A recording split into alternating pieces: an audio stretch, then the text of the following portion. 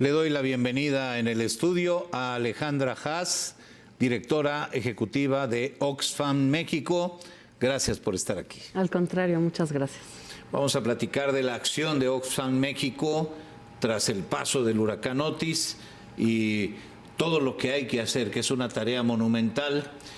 Quisiera iniciar la conversación pidiéndote que le recuerdes a nuestro público qué hace Oxfam México, a qué organización internacional pertenece y cuál es su tarea en todas estas causas de ayuda humanitaria. Muchísimas gracias. Oxfam es una organización que tiene más de 70 años respondiendo a situaciones de emergencia humanitaria alrededor del mundo. Ahora estamos presentes en 70 países y somos 26 organizaciones que estamos afiliadas a la red global de Oxfam. En México llevamos más de 10 años respondiendo a emergencias. Estuvimos en los sismos del 17, en México y en Juchitán. Estuvimos también en el huracán Grace hace un par de años y ahora estamos preparando nuestra respuesta para salir a campo próximamente al estado de Guerrero. Antes de entrar al detalle de lo que planean hacer, dame una evaluación de lo que ustedes han logrado revisar de lo sucedido en Guerrero. De repente vemos la superficie, ¿no? Vemos pues lo que pasó en la costera, lo que pasó en Puerto Marqués, lo que pasó en la zona Diamante, en la zona Dorada, los grandes edificios, los grandes condominios, pero no vemos lo que hay detrás, y lo que pasa en la montaña es mucho más grave, porque con estas tragedias lo que acaba sucediendo es que los más pobres son los más afectados, pero no solo son los más afectados, son los menos visibles, Alejandra. Sí, eso, digamos, creo que uno de los temas que tenemos es justamente la posibilidad de hacernos de información. Tenemos copartes, personas y organizaciones en el territorio que nos están ayudando por ahora a recabar la información a nivel de las localidades, de los municipios que están cerca del puerto, pero no necesariamente ahí. Pues todavía nos falta muchísima más información para poder evaluar los daños y las necesidades, que es como lo primero que hace una organización humanitaria antes de salir a terreno. Todavía no tenemos los datos actualizados, pero sí hay que tomar en cuenta que pues en Guerrero se perdieron pues muchísimo de las tierras agrícolas, mucho de la agricultura, de la cosecha se perdió, y hay varios municipios con alta marginación, alta población indígena que viven en esa zona y que viven también, subsisten de la agricultura que se pudo haber perdido con el huracán. Ese es uno de los focos de atención que nos preocupa y que nos ocupa, la posibilidad de recuperar los medios de vida en esos municipios donde pensamos que puede el efecto del huracán tener un efecto más a mediano plazo, ¿no? El otro es el tema del acceso al agua, que también suele ser un tema delicado. Nosotros, por ejemplo, en Juchitán hicimos una evaluación 5 años después de los sismos del 17, el año pasado, y vimos que algunas comunidades, algunos barrios todavía no están conectados al agua porque cuando las excavadoras sacaron los escombros rompieron las tuberías. 5 años después no han sido repuestas esas tuberías y esas comunidades siguen sin acceso al agua. Entonces, esa es otra de nuestras especialidades, el acceso al agua, saneamiento, higiene, que nos preocupa muchísimo porque de no haber agua también se ha visto el brote de enfermedades y también la acumulación de basura. Alejandra Haas, ¿cómo actúa Oxfam México ante este tipo de emergencias?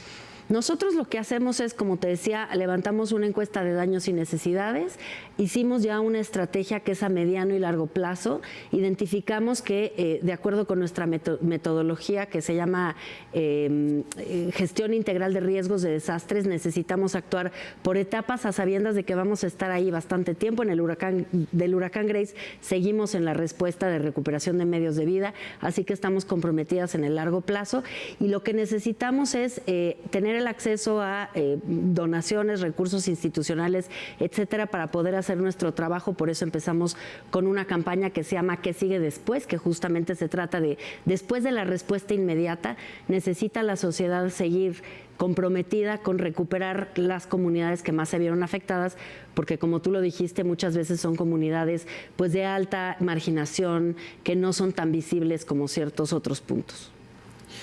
Me llama la atención en el caso de este desastre natural? Por un lado, la respuesta del gobierno tardía, lenta quizá. Por el otro lado, la respuesta de la sociedad, que normalmente es muy espontánea en la forma de brindar su apoyo a través de llevar víveres a la Cruz Roja y a las distintas instituciones. Algo pasó en esta emergencia que operó de manera distinta. Te quiero preguntar, con base en lo que ustedes han observado, en lo que han analizado hasta ahora, habrá que tener un mapeo mucho más de fondo. ¿Cuál va a ser el ABC de la actuación de Oxfam? Sí, yo lo que te diría es la respuesta quizá tardía, que creo que toda la evaluación de la acción, tanto gubernamental como de la sociedad civil, todo es prematuro hacerla, pero lo que sí te diría es que no se esperaba un huracán de esta magnitud en ese lugar, porque nunca había pegado un huracán de esa magnitud en ese lugar. Y eso está íntimamente relacionado con el aumento de la temperatura en las aguas aledañas a Acapulco, con lo cual podemos ver que este es un efecto, digamos, pues aparentemente bastante directo del cambio climático. Y lo que preocupa entonces es que necesitamos pensar a qué otras emergencias nos vamos a enfrentar que no estamos acostumbrados. México es un país donde pegan huracanes, es un país donde hay sequía, es un país donde hay terremotos, pero con el cambio climático se intensifican estos eventos climáticos, se pueden intensificar los desastres, porque el cambio climático en el mundo entero pega más en las zonas donde menos se contamina, pero que son más vulnerables y más marginadas. En ese sentido, para nosotros, transformar la manera en la que miramos las emergencias, identificar que esto puede acelerarse, como fue el caso del huracán Otis, y que necesitamos tener una institucionalidad mejor preparada, con planes, no nada más planes federales, sino también locales, con mapas y digamos, en las localidades más vulnerables al cambio climático, tener mejor preparada a la población para que la población pueda responder. Nosotros, de hecho, estamos haciendo un mapa justamente de estas zonas vulnerables al cambio climático y a la marginación social para poder apoyar y ayudar a que estas comunidades se preparen con planes de riesgos y demás. Sí, lo que dices es relevante en relación con el cambio climático. Hace una década no se preveía un huracán categoría 5 pegando en Acapulco. Tuve acceso a un estudio de 2014 serio, relevante, en donde marcaba 0% de probabilidad de un huracán categoría 5 como el que pegó. Bueno, estamos viendo los efectos del cambio climático, que de repente algunos gobiernos dicen que es un invento, que no existe, y que ahora con este tipo de fenómenos nos damos cuenta de que no solo existe, sino que el riesgo de que cause un daño mayor es muy real. Hay una actuación en lo inmediato, hay una actuación en el mediano plazo y una actuación más a largo plazo. ¿De qué manera entra Oxfam? ¿Cuál es su intervención y de qué manera entra a atacar las diferentes fases de estos problemas? Nosotros ahora, como te decía, estamos sobre todo en recabar información y establecer las relaciones con organizaciones locales, que son quienes tienen el acceso también a poder hacer levantamientos de daños y necesidades. En la fase siguiente vamos a entrar con acciones en seguridad alimentaria, conexión, todo el tema de agua, saneamiento, higiene, también higiene menstrual de niñas y mujeres, porque hemos detectado en otras emergencias que no hay atención específica a esa temática, que es muy importante. Y finalmente este tema de desarrollo de liderazgos y de planes de contingencia y de resiliencia y de adaptación y de mitigación del cambio climático. O sea, justamente cuando llegamos a través de nuestras copartes a ciertas comunidades, lo que buscamos no es nada más atender la emergencia, sino también apoyar con los conocimientos que tenemos y siempre en cooperación con la comunidad, para que en la comunidad se gesten pues las capacidades para poder enfrentarse a otras circunstancias similares o tener, digamos, una manera de responder para evitar las tragedias, ¿no? Siempre decimos en Oxfam que el desastre no es natural. Lo que es natural es el fenómeno, el desastre lo causa la marginación, la desigualdad y las condiciones previas. Y una atención deficiente a los problemas, sobre todo a los más inmediatos. Agua, saneamiento e higiene. Son como las tres palabras que representan la acción inmediata de Oxfam. no hay agua potable, la que se está llevando es a partir de pipas, del relleno de garrafones, etcétera. El drenaje quedó destruido, las plantas de atención de aguas residuales están destruidas. Es decir, hay todo por hacer en Acapulco y esto lleva a un tema de higiene gravísimo que se puede convertir en una crisis sanitaria, no solo humanitaria, sino también sanitaria. Este es el tema quizá más urgente, Alejandra. Sí, yo creo que recuperación de medios de vida también, ¿no? El tema de seguridad alimentaria y recuperación de medios de vida y, como dices, agua, saneamiento, higiene, para prevenir enfermedades, pero también para asegurar que las comunidades tienen acceso al agua. Fíjate que una de las cosas que vimos en el sismo del 17 es cómo aumenta la carga de los cuidados para las mujeres en las comunidades afectadas por los sismos, y parte de esa carga y parte del aumento de horas que le tienen que dedicar a eso es hacerse de agua potable para el uso de las casas, ¿no? Entonces ahí vemos también una dimensión de género en el hecho de que se necesita que haya acceso al agua potable, también porque sobre las mujeres va a recaer, sino ir hasta la fuente más cercana, que muchas veces es alejada, para llevar de nuevo al hogar el agua que pueda consumir la familia. En las comunidades más pobres es donde estas crisis humanitarias se vuelven más dramáticas, según la experiencia de ustedes, me imagino.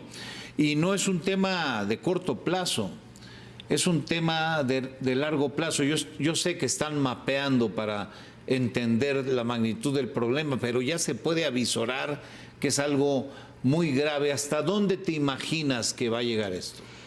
Pues mira, es difícil y francamente yo, si tuviera más datos los daría sin duda, pero en este momento no tenemos datos, salvo por el dato que hoy en la mañana se publicó de parte de expertos de que el 70% de las cosechas en Guerrero se perdieron, y ese dato, como lo dice el propio artículo, es un dato que preocupa, pues no nada más, no porque la producción del maíz sea demasiado importante en el resto del país, sino porque es mayoritariamente para autoconsumo, ¿no? Entonces, la falta de acceso a la agricultura de subsistencia creo que es una de las consecuencias más graves de este huracán, y que va a tener que ser atendida de manera muy importante para que no se produzca una crisis alimentaria. Si combinamos esto que dices con la crisis de empleo, la gente vive mayoritariamente del turismo. El turismo quedó anulado frente a la devastación de hoteles, centros de entretenimiento, restaurantes, etcétera. No se ve que esto pueda resolverse en un corto plazo. No sé qué opinas tú, me gustaría conocer tu opinión, pero cuando escucho decir que va a haber un tianguis turístico en pocos meses, empezando el año, o un abierto de tenis, frente a la devastación que enfrentamos, se me figura un escenario demasiado optimista. No sé qué opinas tú. Pues mira, yo lo que creo es que las respuestas humanitarias y la reconstrucción tiene la velocidad de la inversión que se le pone, y lo que sí nos parece importante es que haya evaluaciones cada corto tiempo para identificar cómo se está reconstruyendo. Creo que la preocupación principal que nosotros tenemos es, había ya ciertas condiciones de trabajo, por ejemplo, yendo al turismo, inadecuadas en Acapulco.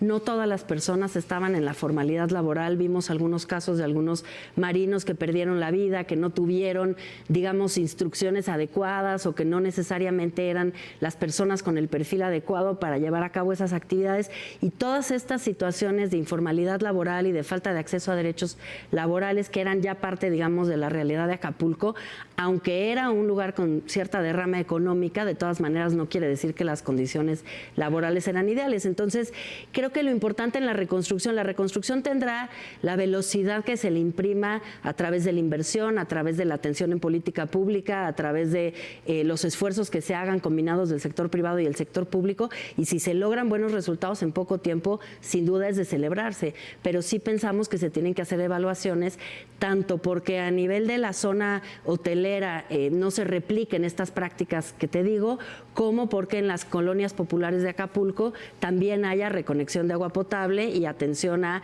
pues, la destrucción de las viviendas y otras problemáticas.